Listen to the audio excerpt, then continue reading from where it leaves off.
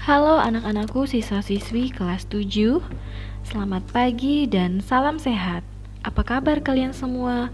Semoga selalu dalam keadaan sehat, baik, dan tentunya semangat dalam belajar.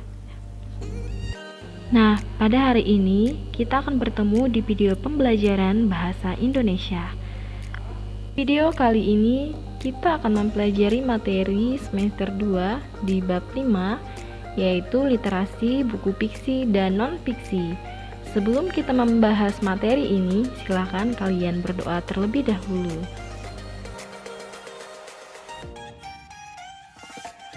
Baiklah anak-anak, mari kita mulai pembelajarannya. Nah, pasti kalian masih bingung kan apa itu buku fiksi dan apa itu buku non-fiksi?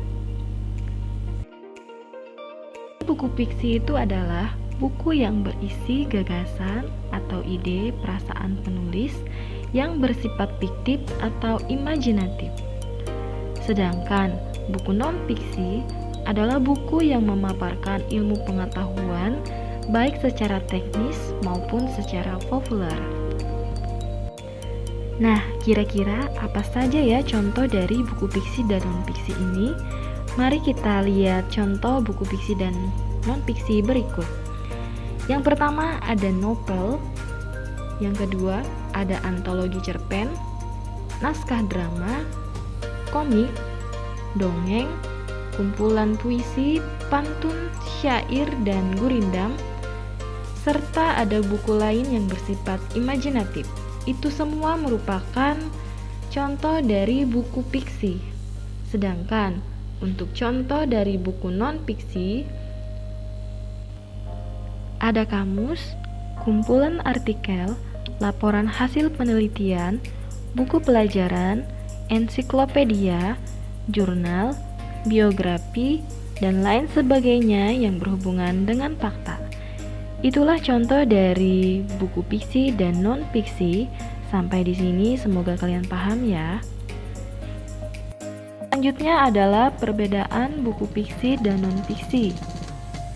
Buku fiksi bersifat imajinatif. Bahasa yang digunakan banyak memakai majas atau gaya bahasa.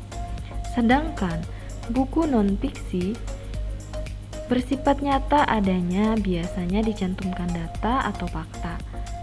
Bahasa yang digunakan cenderung lugas atau tanpa majas, yang disebut juga dengan denotatif.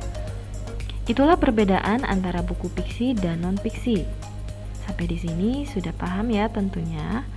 Kita lanjut untuk unsur-unsur dari buku fiksi dan non-fiksi.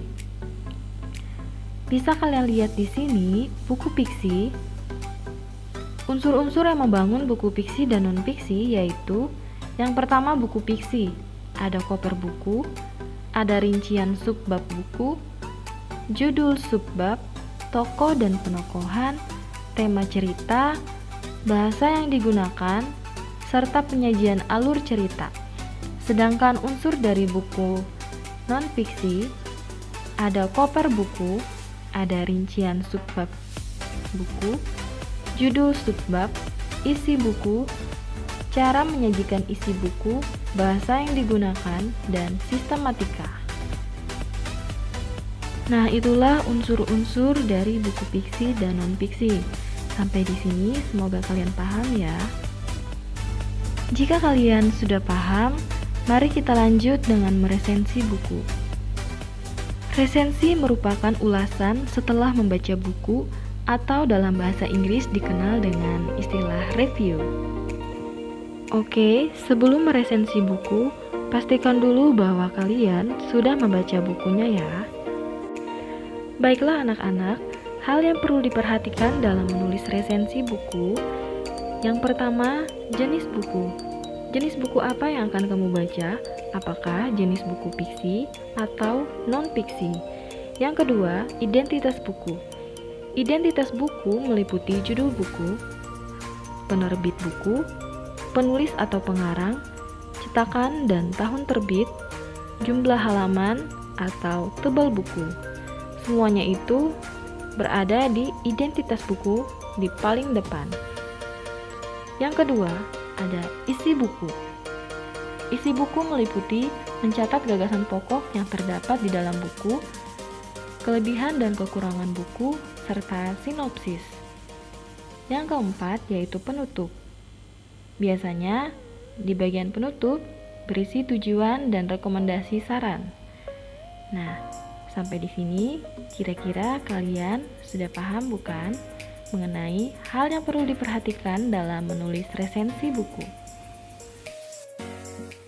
Baiklah anak-anak, sekian pemaparan materi literasi buku fiksi dan non-fiksi. Semoga semua materi yang disampaikan ini dapat bermanfaat dan bisa kamu pahami tentunya. Sampai bertemu di video pembelajaran selanjutnya. Terima kasih, selamat siang, Tuhan memberkati.